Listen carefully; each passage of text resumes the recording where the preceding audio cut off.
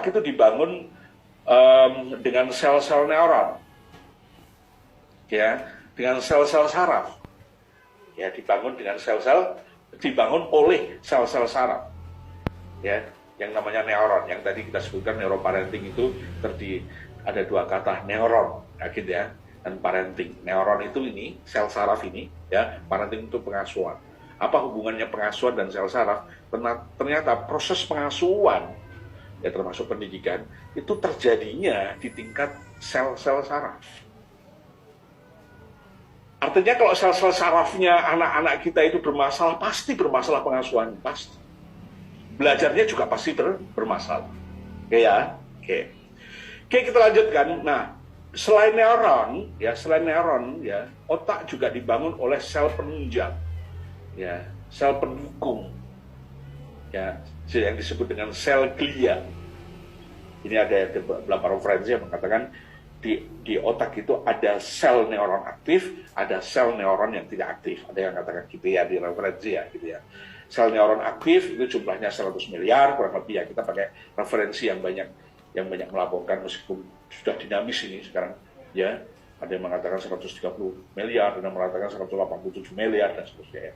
Kita ambil yang 100 miliar dulu, ya, biar gampang belajarnya. Terus kemudian sel glianya, sel pendukungnya, yang fungsinya salah satunya memberi makan pada neuron yang kalau neuron kan aktif, kan butuh energi, butuh makan.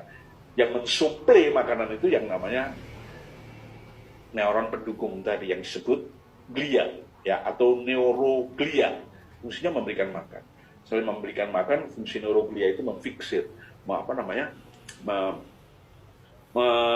biar gak mencelat gitu loh. Kalau kerjaan neuron itu biar gak mencelat, ya, dia terfiksir, dia lengket, mengelim, nah boleh kata gitu. Oke ya, clear ya tentang otak, clear. Jadi kita akan membahas dalam bahasan-bahasan berikutnya. Kalau teman-teman ikut kelas neuro parenting, ya, setiap pekan pasti ada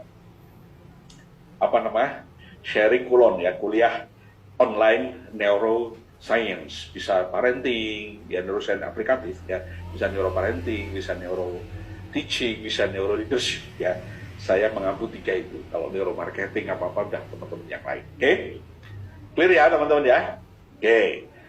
Kita lanjutkan bahwa kenapa begitu penting, ya. Teman-teman, dari ini saya ambil dari riset Nelson, gitu. Bahwa ada satu periode tumbuh kembang otak di mana periode itu diperlukan betul-betul agar anak itu, ujung-ujungnya kalau kita ngomong tentang pengasuhan dan pendidikan, ujung-ujungnya anak-anak biar apa? Biar cerdas. Oke ya. Nah, ada satu periode di mana periode itu sangat penting sekali untuk membangun kecerdasan anak. Kapan itu? Kurang lebih lamanya 12 tahun atau bisa 13 tahun, 14 tahun. Ya, rata-rata 12 tahun. Ini lihat ini. Antara 0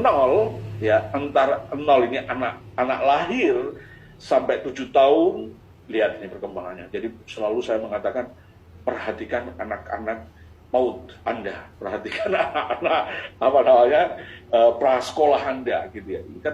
Karena otak menyediakan satu sarana yang tidak mungkin akan balik lagi. Beritahu sekali lagi ya, tidak mungkin akan feedback lagi, gitu ya. Kalau itu sudah lewat, fase ini sudah tidak terjadi lagi, gitu ya. Oke, ya, maka kawal dengan benar untuk pembangunan kecerdasan anak. Usia 7 tahun, ya, kemudian 7 sampai 12 tahun, ya. Ada kalau terlambat-lambatnya bisa sampai 14 tahun. Oke, ya. Nah, ini kenapa saya selalu mengatakan bahwa pengasuhan itu adanya hanya 12 tahun. Sesudah itu kita sudah nggak bisa mengasuh lagi, ya, nggak bisa mengimprove dengan seperti yang di 0 sampai 12 tahun, ya, karena otak salah satunya otak memiliki kelebihan yang bernama neuroplasticity, maka dia tetap bisa kita improve, ya, tapi tidak sehebat di sini, ya. kajian neuroparenting ngubek-ngubek darah ini aja. Ya, kenapa apa namanya ancaman-ancaman itu, ya ancaman-ancaman pada anak itu bermasalah terhadap tumbuh kembang anak, jawabannya di sini. Kenapa anak-anak itu Anda harus perhatikan betul-betul aktivitas geraknya, jawabannya di sini. Kenapa anak-anak itu Anda harus kawal benar-benar kecerdasan emosinya, jawabannya di sini. Ya teman-teman. Nah, di era anak-anak itu, ya di era anak-anak khususnya 0 sampai 7 tahun itu ada dua kecerdasan dasar yang teman-teman ya para orang tua Indonesia harus betul-betul kawal dengan baik gitu. Ya, kalau di dalam neuroscience itu membahas kecerdasan kan kita bahas 5 ya. Kecerdasan kinestetik atau kecerdasan kendali gerak ya, atau kecerdasan motorik juga katakan gitu ya. Terus kemudian yang kedua adalah kecerdasan emosi, yang ketiga adalah kecerdasan rasio atau kognitif, kemudian keempat kecerdasan sosial, yang kedua kecerdasan spiritual. Dari 5 kecerdasan itu kan akhirnya berkembang banyak kecerdasannya. Ya, nah dari 5 kecerdasan itu dua kecerdasan ini fondasinya ketika masa anak-anak. Ya, udah ya, clear ya. Oke. Terus ini karena saya akan uploadkan di YouTube mungkin sekitar 30 menit ya kalau nggak salah ya ini. Oke, ini sudah 20 menit. Kayak ya 25 kan lah gitu ya. Memang sengaja didesain dengan panjang banyak. Oke, selanjutnya, oke ya, frameworknya.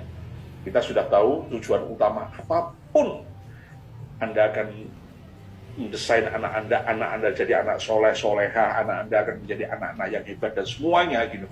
Semuanya itu harus memiliki satu keterampilan yang namanya keterampilan leadership. Ya, percuma saja ya Anda bisa merasakan anak Anda pinter tapi nggak bisa mengambil keputusan, anak Anda pinter tapi nggak bisa merencanakan, anak Anda pinter tapi nggak bisa memilih baik dan buruk. Oke, ya. Oke, kita sudah bahas tentang child brain yang paling mendasar ya. Ingat-ingat itu, putar-putar lagi ya. Yang ketiga, kerangkanya.